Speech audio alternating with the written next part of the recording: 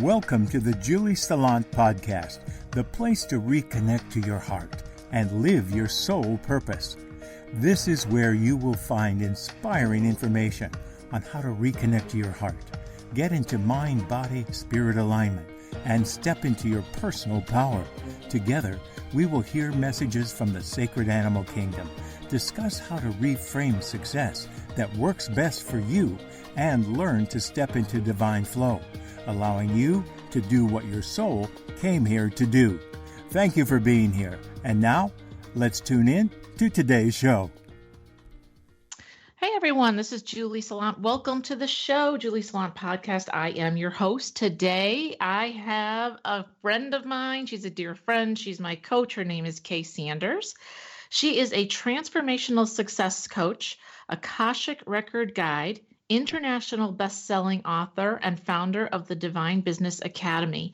And she supports heart-centered entrepreneurs to transform themselves from the inside out so they can step into their own power and release the limitations that have been keeping them stuck and align them with their business and their purpose so they can transform their passion into a successful and thriving business and life. Thank you for being here, Kay. It's great to be here, Julie. Thanks for having me again. I am so happy. So Kay's been on before, but what's really interesting about Kay is that she is an Akashic Record Guide. And I'm not going to describe it, Kay. Would you mind giving the listeners that don't know what that is a little bit about what that is? Yes, I'd love to, because there are not a lot of people that actually know what it is or really understand the power behind it.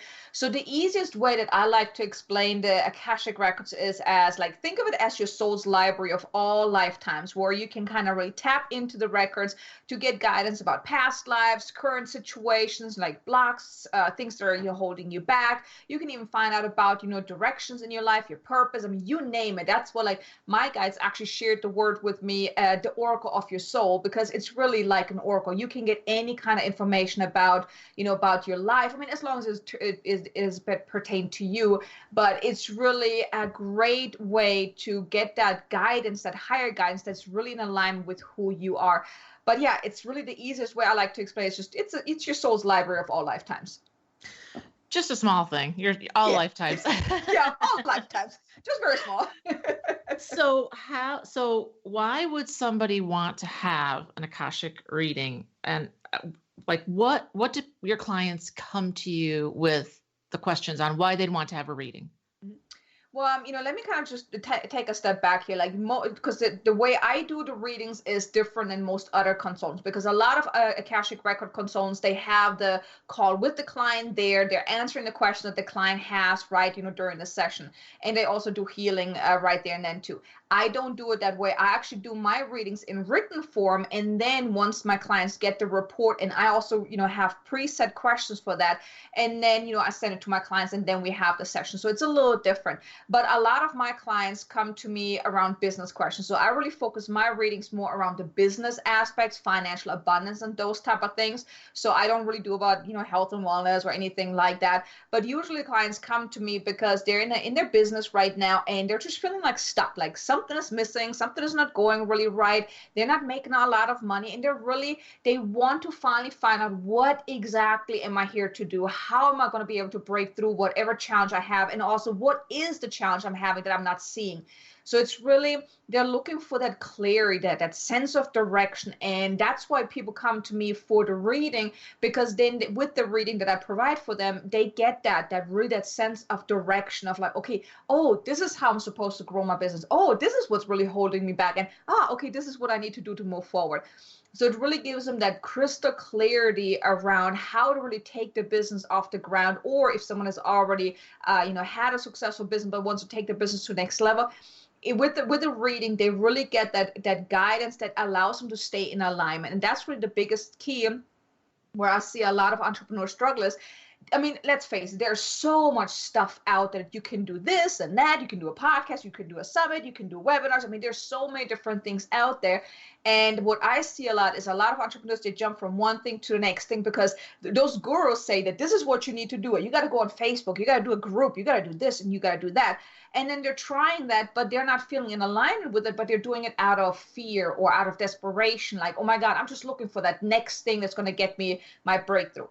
The problem with that is if they're doing something that's not in alignment with what they're here to do and how to make it happen, they're actually not getting the results. And with the reading, they will know that, okay, you're not supposed to go with, let's say one-on-one coaching. You're supposed to start with group coaching. You're supposed to do speaking instead of writing or whatnot.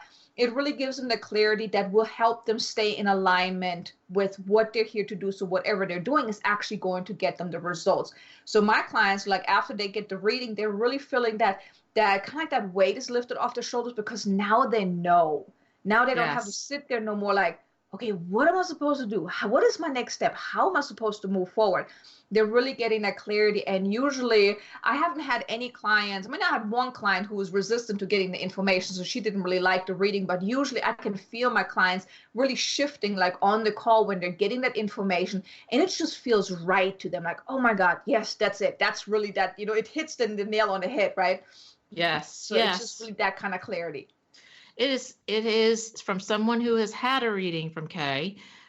She actually, I think I said this on the last podcast, but I'll say it again. She removed something that had been painful for me in my subconscious that I'd been carrying for lifetimes with an S. And when and I didn't know what it was, but I knew something was there, and someone else had alluded to something a long time ago, and then I really wanted to know what that was. And it was something that I didn't expect. And when she brought it to my attention and we talked about it, then it was removed. And it was something that was really heavy and causing me a lot of problems, even in this lifetime. So can you talk a little bit, Kay, just in case they don't know about, I think some people sometimes think, well, I'm in this life. I don't care what happened to me before. But can you talk a little bit about what you see on your end and how that impacts your clients today in their business? Yeah, I'd love to. And I mean, I'm there with you. I mean, I have a lot of stuff from my past life. And I mean, I don't want to put too much weight on it in a way because, like I was in a situation before where my Akashic mentor, she kind of told me about past lives that I had and, things that were holding me back. I'm like, so basically you're telling me I'm fighting against an invisible force. I don't want to believe that, right? So I wouldn't put too much weight on as far as like, okay, if you don't clear that you're never going to move forward because there's so many other things that are involved in it, like, your self-belief, your self-image or whatnot. But there are certain things because your soul picks up, your soul doesn't forget anything that happened to it over all the lifetimes. But it's just like you as the conscious person, like, you're conscious in your body, you don't know what your soul knows. So there are certain things like what you mentioned, something happened to you many, many lifetimes ago, which you had carried on because there was still some karmic debt that you have not paid, or a lesson that you haven't learned.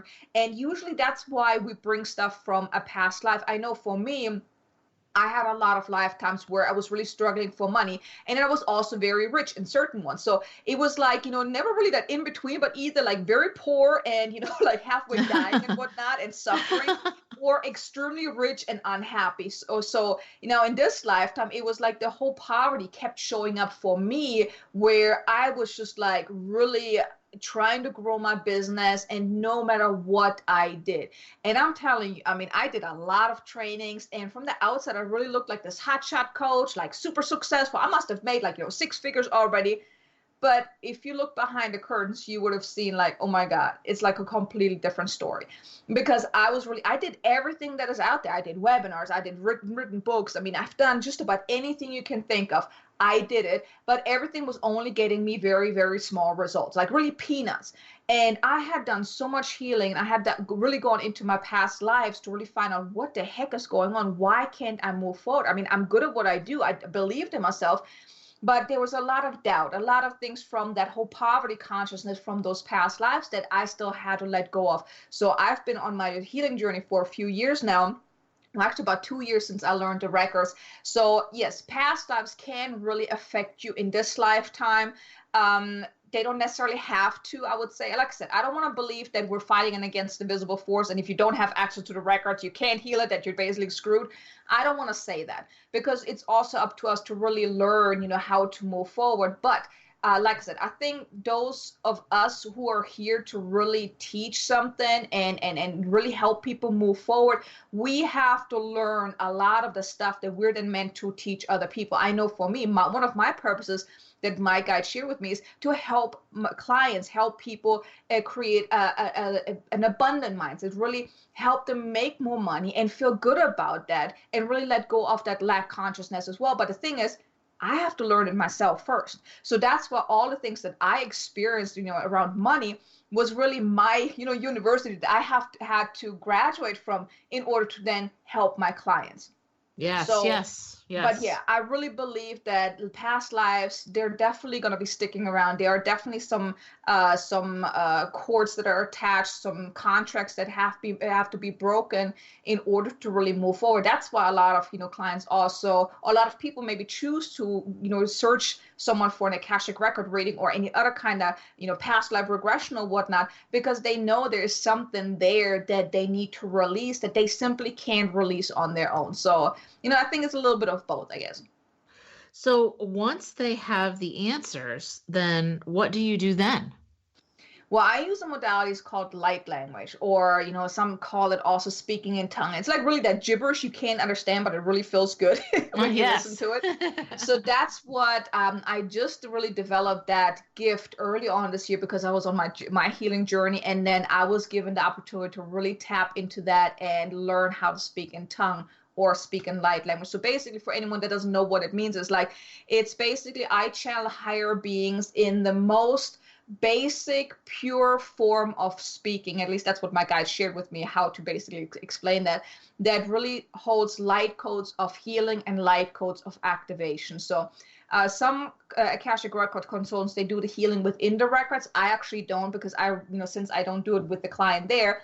But when I have a session with my clients afterwards, then I really go in. Let's say I know a client of mine had a problem with, a past life or actually the other day I had a client and she had something that happened to her like as a little child. She's very spiritual, and we found out that when she was I think 4 years old, she really rejected that, because as a kid, when you're noticing that you're, seeing spirit and all these things, it can be frightening. So she shut that down. So now as she's trying to grow her business, that's really showing up. So we really tuned in, and I helped her really bring in the inner child, that 4-year-old, person of her. And we did some healing around that. So I did light language healing around that to really heal whatever was kind of disconnected, any kind of blocks and resistance or whatnot. And then once we were done with that whole visualization and healing approach, she said oh my God, I feel so empowered now. I feel so much lighter right now. So for me, I really use light language to really help my clients release on a cellular level and really activate them also on a DNA cellular level. And it does help a lot. It does release at the cellular level. You do feel different after she does it. You feel different, as in lighter. That's my experience. So you take the Akashic records, that information, and the light language, and combine them together to give the client an overall picture. Does that make sense?